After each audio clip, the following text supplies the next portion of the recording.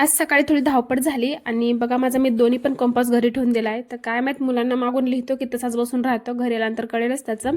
आणि त्यानंतर मी मग माझ्यासाठी नाश्ता बनवायला घेतला. तसं तर काय मी जास्त करत नाही नाश्ता वगैरे कधी, पण आज माझी इच्छा झाली तर मग पोहे बनवले होते.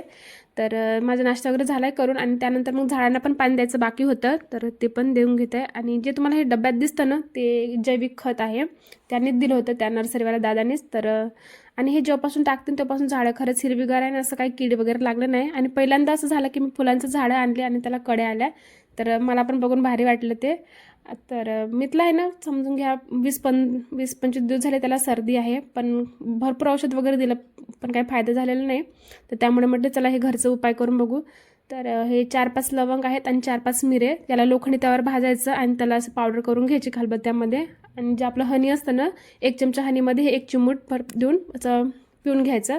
तर याच्याने खरंच खूप फायदा होतो आणि मी पहिले पण करायची, आता भरपूर दिवस झाले नव्हते करत. तर चला